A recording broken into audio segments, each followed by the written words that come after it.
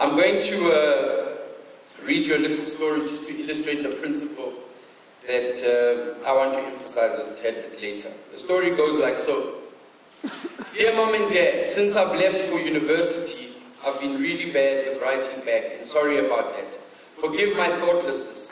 I'll bring you up to date with what's been going on, but please sit down. Mom and Dad, are you sitting down? Don't read any further unless you're sitting down. I'm getting on pretty well now. The skull fracture and concussion I got when I jumped out of my dormitory window when my dorm caught on fire shortly after my arrival here is pretty well healed. I only get those sick headaches now once a day. Fortunately, the fire in my dorm and jump from my dorm was witnessed by an attendant at the petrol station. He ran over and took me to the hospital and continued to visit me there. When I got out of hospital, I had nowhere to live because of the burnt-out conditions of my room. But he was kind enough to invite me to share his basement flat with him. It was kind of small, but it was cute. He's a very fine boy, and we've fallen madly in love, and are planning to get married. But we haven't set the date yet, but it will be before my pregnancy begins to show. Yes, Mom and Dad, I'm pregnant. I know you're looking forward to being grandparents, and I know you'll welcome the baby and give them the same tender loving care and devotion you gave to me when I was a child. The reason for the delay in our marriage is that my boyfriend has a minor infection that I carelessly caught from him. I know, however, that you will welcome him with open arms. He is kind, but although he's not well educated, he is ambitious.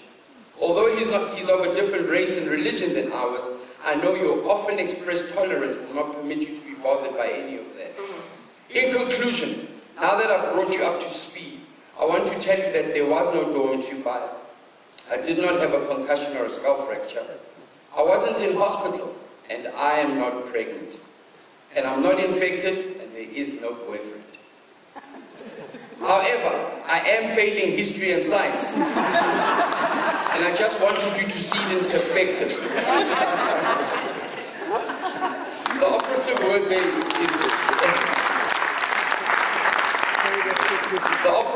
there is perspective. Living in Johannesburg and being in the media industry, and we all engage with the media on a regular basis, and with so many things going on in our country, I think that spirit of apathy, you can tend to think that it's quite prevalent. But all you need to do is just drive out 2 hours in one direction, and you'll find amazing people who haven't given up hope in this country, who are working tirelessly to move this country forward. It's a privilege to be on this journey again, and it's the 4th season of Play Your Part, and it's my 2nd. We traverse the country, meeting ordinary South Africans really doing extraordinary things.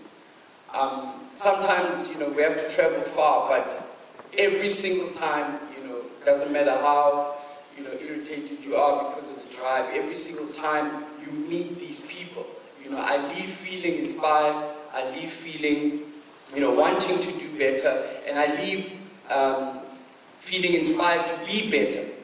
Another thing that I've learned, just going around in the country as the host and speaking to these people, is gratitude. And I want to ask you this question. Imagine we woke up with the things we were grateful for the night before, the next morning. So the next morning when you wake up, you only got to keep the stuff you were grateful for the day before. Some of us would wake up with nothing. I know I'm speaking to the choir and preaching to the congregation because most people in this room are some of the people that I've interviewed and are involved in our communities. But I don't think we can emphasize enough that we are all duty bound to get involved. Whether it's starting a soup kitchen, whether it's going to read to the elderly at an old age home, whether being innovative and and coming up with something that really changes systemic poverty in our country. And you also don't have to come up with anything, I've learned. You can plug into what is already existing. Because there's people, we are duty bound because there's people who've gone before us, and their lives and their time and their money. And we have to reciprocate this, because on the other side of our obedience to this mandate is somebody's miracle. I'd like to thank Brand Fusion, the production company. I'd like to thank my production team on the road. Some of them are here, some aren't here. Fred is here somewhere. Sam is not here. But just to thank him. These are my soldiers on the ground. We traverse the whole country recording these stories. Puti, the sound guy, and Katlego, who's also here, and Ornette. And last but not least, Brand South Africa. Brand South Africa, thank you for entrusting me with hosting the show again.